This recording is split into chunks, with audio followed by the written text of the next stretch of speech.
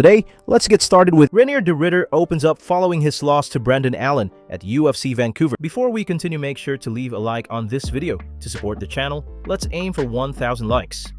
After suffering a tough defeat, Reinier de Ridder took to X to express his frustration and reveal the adversity he faced leading up to the fight.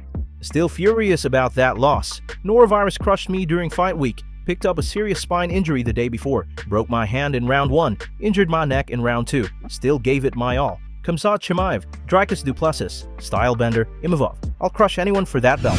Javier Mendez breaks down Ilia Topuria's weaknesses. Coach Javier Mendez recently analyzed Ilia Topuria's game, pointing out where the lightweight champion still has holes despite his dominant rise. Ilia Topuria, I would say with him, stay out of boxing range, 1,000,000%. Stay out of boxing range. He's got the best boxing in the business in MMA. He's got it so much that he even thinks he can beat Crawford. so that's how confident he is in his boxing. His boxing's good. His boxing's real good. So he's got the best boxing in MMA. You need to work your kicks, angles with him, knees. Muay Thai would be a good specialty, but your big task is to keep him away from you, and he's got decent wrestling.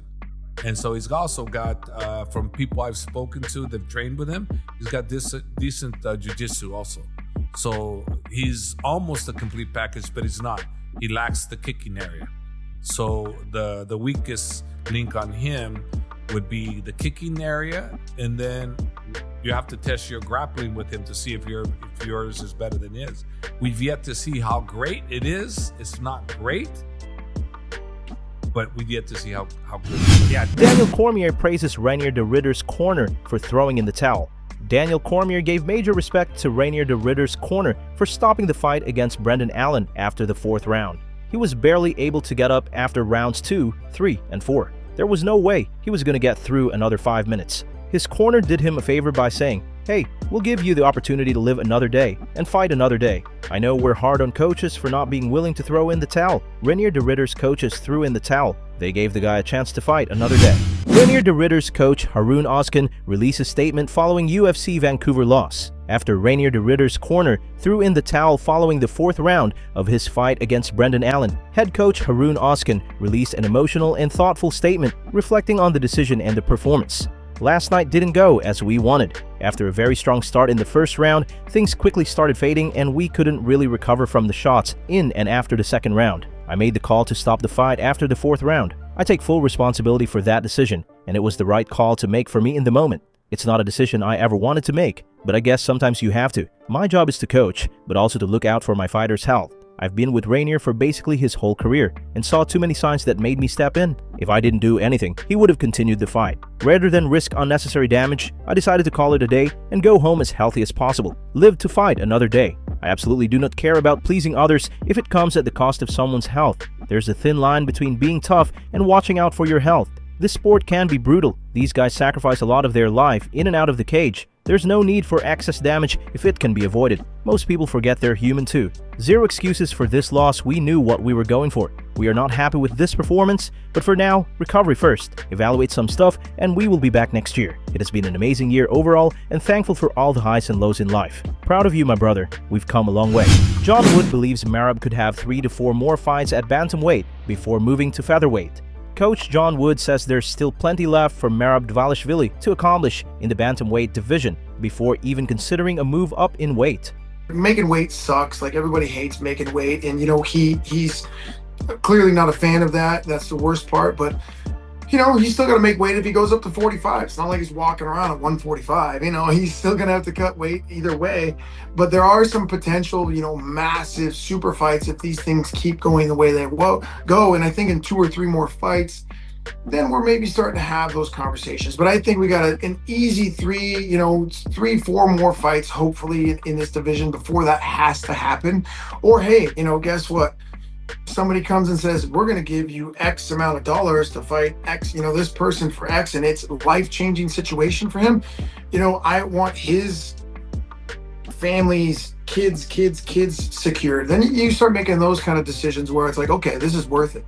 But I think you're going to see Merab break all the records, and I do think we'll see super fights in the future. But right now, I want to keep him focused on doing what he needs to do. He's still got, like I said, an easy 3 or 4 more fights left in bantamweight where that makes sense. And then if we've destroyed everybody through there, then it's kind of like, all right, let's go up and test this and go from there. Fedor Emelianenko backs Magomed Ankalaev to rise again after Pereira loss. Following Magomed Ankalaev's tough first-round loss to Alex Pereira, MMA legend Fedor Emelianenko shared words of belief and encouragement for his fellow Russian fighter. Магомед Анкалаев проиграл Алексу Перейре. Очень жаль, да. Это точно. С Магомедом я знаком, и я к нему очень уважительно отношусь. Он мне как человек, как личность нравится. Очень. Вот какой бы вы ему сейчас дали совет? У вас тоже были, в общем и целом, похожие ситуации, что уж говорить. Магомед тоже был фаворитом в этом реванше. Вы тоже были, допустим... Ну, ничего, что ж, жить продолжается. Ничего, еще все впереди. Вернется? Сделать выводы и вперед. Ну, сейчас ему будет сложнее стать снова чемпионом, конечно. Он чемпион, он уже был чемпионом. Поэтому, я думаю, Магомеду надо просто сделать выводы. У него... Ну, я верю, что он может.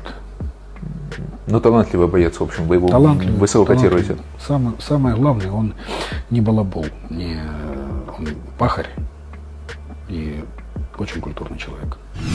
Umar Nurmagomedov reacts to Merab Dvalishvili's comments about hurting him in their rematch. In a calm and confident tone, Umar Nurmagomedov responded to Merab Dvalishvili's fiery remarks that he plans to hurt him in their expected rematch. Rather than being offended, Umar said he actually welcomes that mindset, seeing it as a good sign for a more intense and meaningful fight.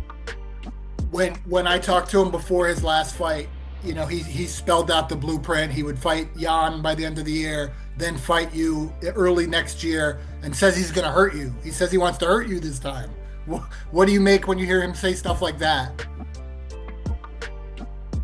When I saw this, I thought, nice. You have to be on this mood because I hope you're gonna take this fight. You know, again, like you will not go to some way, and it was chance to hurt me. Why not happen this? You know, and we'll see.